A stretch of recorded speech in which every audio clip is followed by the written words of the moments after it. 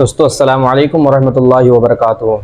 تو آپ لوگوں کے لیے میں مفتی سلمان ازہری کی ایک بہت بہترین بیان لے کر آیا ہوں، جنہوں نے اس دور کے زمانے میں اور جو حال میں چل رہا ہے فلسطینیوں کے ساتھ، ایرانیوں کے ساتھ اور غزہ کے مسلمانوں کے ساتھ، اس حال میں بھی مفتی سلمان ازہری مسلمانوں کی، فلسطینیوں کے، غزہ کے مسلمانوں کے لیے دعا کرتے ہیں اور ان کے لیے حق آواز اٹھاتے ہیں۔ اور مفتی سلمان ازہری کیا کیا بیان کیے ہیں ان لوگوں کے بارے میں، اور ان میں سے ابراہیم رائسی کی موت کے بیان کیسے ہوئی، کیا ہوا ان کے ساتھ، یہ ساری چیزیں بتاتے ہیں۔ آئیے مفتی سلمان ازہری کی زبانی سے سنتے ہیں کہ کیا کیا ہو رہا ہے، پھر بات کرتے ہیں لاسٹ تک۔ میں نے آج ایک آیت آپ کے سامنے پڑھی ہے، توجہ چاہتا ہوں۔ ان حالات میں میں آپ کے سامنے آیت پڑھ رہا ہوں جہاں دنیا ہمارا تماشا دیکھنے کے لیے تیار کھڑی ہے۔ جب کبھی غزہ کے، فلسطین کے نہتے بچوں پر بمباری ہوتی ہے، میزائل سے مار مار کر کے ان کو ٹکڑے کیا جاتا ہے، تو یہ دغلی معیار رکھنے والی دنیا ہنستی ہے اور تماشا دیکھتی ہوئی کہتی ہے اچھا ہو رہا ہے ان کے ساتھ۔ صحیح بات ہے۔ ان کے پاس وہ کٹھور دل ہے جو انسانیت کے لیے ہے ہی نہیں۔ یہ وہ ظالم لوگ ہیں جو بچوں کی موت پر بھی تالیاں بجاتے ہیں اور تماشا دیکھتے ہیں اور یہ کہتے ہیں عنقریب یہ مٹ جائیں گے۔ ایک بات میں آپ کو بتا رہا ہوں، مذاق اڑانے والے دجالی میڈیا وہ یہاں تک بھی کہتے ہیں کہ 57 ملک اسلامی ہیں پوری دنیا میں، اور یہ سب مل کر کے ان مسلمانوں کا کچھ نہیں کر پا رہے ہیں، اور ان کو روزانہ مارا جاتا ہے، کاٹا جاتا ہے، پیٹا جاتا ہے، اور سوائے آواز اٹھانے کے اور کوئی کچھ نہیں کرتا۔ یہ سب تماشے دیکھ رہے ہیں۔ میرے عزیزو ایک بات یاد رکھنا، آج کے ان حالات سے سبق لے کر کے زندگی گزارو۔ ہم 57 ملکوں کی حمایت کے بھروسے پر نہیں جیتے، صرف اللہ کے بھروسے پر جیتے ہیں۔ کوئی بادشاہ ہمارے لیے آواز اٹھائے نہ اٹھائے، کوئی حکومت ہماری حمایت میں کھڑی ہو نہ ہو، ہمیں اس سے فرق نہیں پڑتا۔ ہر زمانے میں حسینی تعداد میں کم ہوتے ہیں، لیکن یہ تاریخ لکھ کر کے جاتے ہیں اسلام زندہ ہوتا ہے ہر کربلا کے بعد۔ اسلام زندہ ہوتا ہے ہر کربلا کے بعد۔ یہ سب چیزیں پورا بیان ہونے تک آپ یہ پیسوں کے ادھر ادھر آپ نعت خوانوں کے ساتھ کیا کریں، بیان کے بیچ میں توجہ سے سنیں۔ پرابلم نہ ہو اس کی وجہ سے بتا رہے ہیں۔ نبی کریم صلی اللہ تعالیٰ علیہ وسلم کی اس عظیم امت کو آج تختہ مشق بنایا گیا ہے۔ یہ ہم سب کا امتحان چل رہا ہے، یہ ہم سب کا امتحان چل رہا ہے۔ ہم چھوٹی چھوٹی چیزوں پر صبر نہیں کر پاتے۔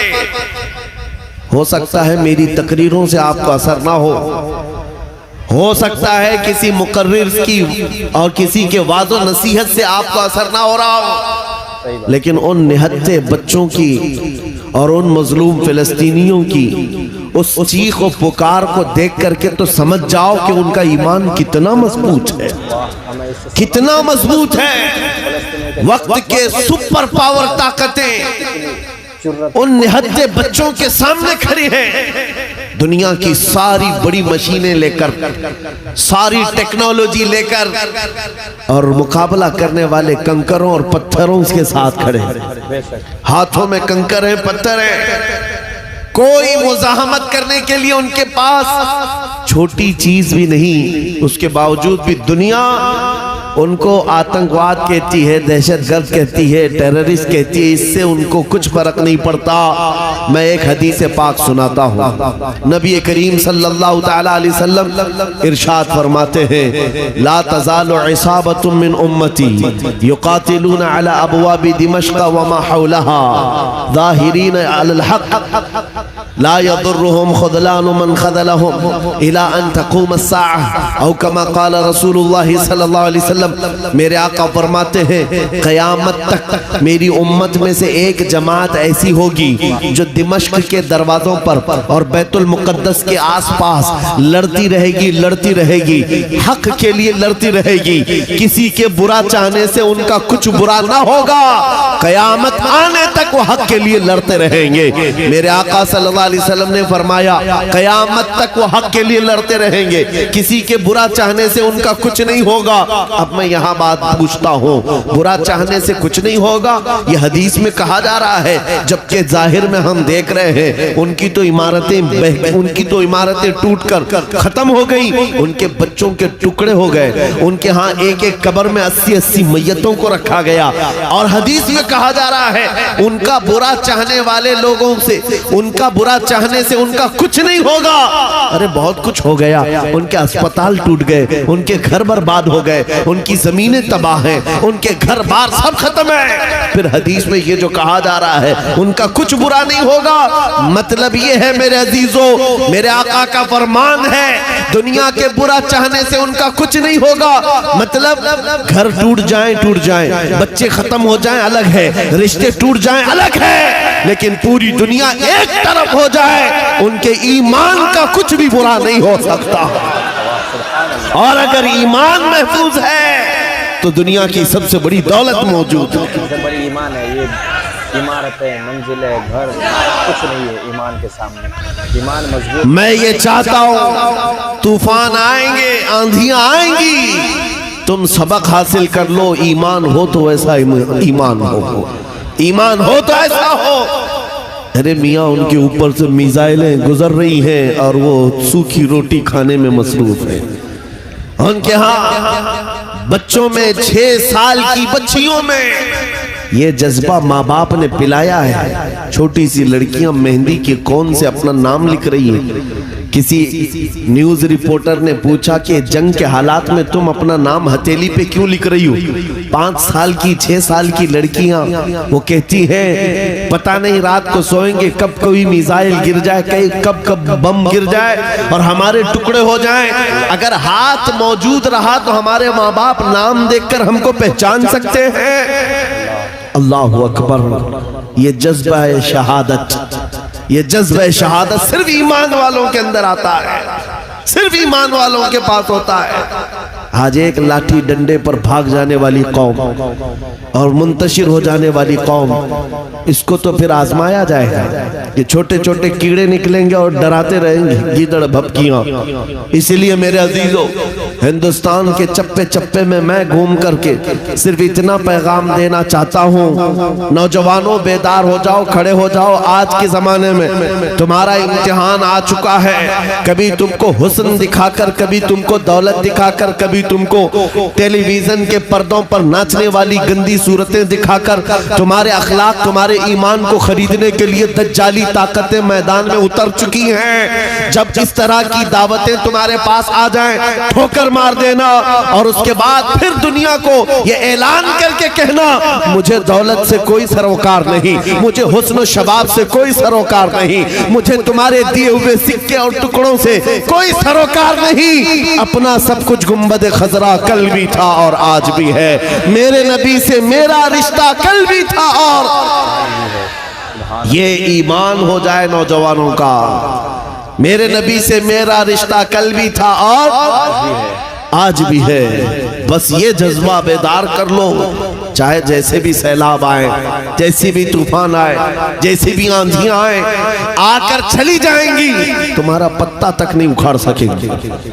اس لیے کہ یہ وہ اسلام ہے. 1400 سالوں سے اس پر کتنی مرتبہ طوفان آئے, کتنی مرتبہ ایسے ظالم آ کر کے اس کے پتے نوچنے کی کوشش کرتے رہے, لیکن اسلام پھل رہا ہے, پھول رہا ہے, آج بھی ہے. اور آپ کو میں بتاؤں وہ یورپ جو اسلام کی دشمنی میں سب سے آگے ہے, لیکن پوری دنیا کی آج ان کا ڈیٹا نکالیں تو پتا چلے گا سب سے زیادہ یورپ میں پھیلنے والا کوئی دین ہے تو وہ دین اسلام. تم جتنا ہی دباؤ گے اتنا ہی یہ ابھرے گا. اسلام کی فطرت میں قدرت نے وہ لچک دی ہے، جتنا ہی دباؤ گے اتنا ہی وہ ابھرے گا۔ میں نوجوانوں سے کہنا چاہتا ہوں، تم اپنی زندگی گیم میں، انٹرنیٹ کے ان گندی تصویروں میں، فیس بک اور انسٹا میں گزار کر کے دنیا سے چلے جاؤ گے تو کل قیامت کے دن تم سے بھی سوال ہوگا۔ جب چھوٹی بچیاں چیخ رہی تھیں، جب امت محمدیہ پر سخت ترین وقت آ چکا تھا امتحان کا، اے نوجوان تو اپنی نوجوانی کہاں برباد کر رہا تھا؟ کن اڈوں پر بیٹھا تھا؟ تو کون سے تاش کے پتے کھیل رہا تھا؟ تیرے ہاتھ میں تو نشہ تھا۔ اگر قیامت کے دن سوال ہوا، یاد رکھو محدثین فرماتے ہیں صرف اللہ کا ایک سوال، میں نے تجھے جوانی دی تھی، کہاں خرچہ کیا؟ اس کا جواب دیتے دیتے کچھ لوگوں کو 500 سال لگ جاتے، کچھ لوگوں کو 400 سال، کچھ کو 500 سال لگ جاتے۔ آج اللہ نے جوانی دی ہے۔ میں یہ نہیں کہتا کہ سب اتر جائیں گے میدان میں اور ہم جنگ کے لے جائیں، ہمارے وہ حالات نہیں ہیں، لیکن اللہ کا فرمان ہے جب کسی قوم پر کوئی آفت نازل ہوتی ہے تو یہ عبرت کی جگہ ہوتی ہے، عبرت کا وقت ہوتا ہے۔ انسان کو چاہیے کہ وہ اپنے اندر اور باہر کو صحیح کر لے، اپنے اندر اور باہر کو سدھار لے۔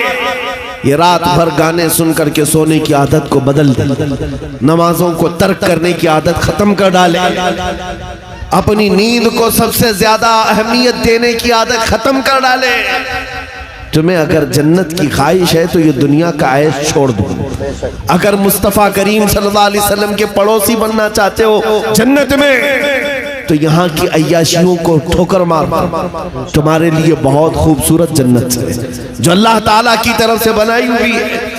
میں ان دنوں میں آپ سے وہ آیت کریمہ پڑھ کر سنا رہا ہوں جب حالات ایسے سخت ہیں، لوگ کہتے ہیں مولانا ابھی بھی آپ کہہ رہے ہیں کہ یہ آیت کا ترجمہ سن۔ رب فرماتا ہے وہ اللہ ہے جس نے اپنے رسول کو دین حق کے ساتھ بھیجا اور ہدایت کے ساتھ بھیجا، اس لیے بھیجا کہ یہ دین پوری دنیا میں غالب آ جائے، یہ دین پوری دنیا میں غالب آ جائے۔ توجہ چاہتا ہوں، جب ہم یہ بات کرتے ہیں تو کچھ لوگوں کو لگتا ہے کہ اس زمانے میں یہ دین کیسے غالب آئے گا؟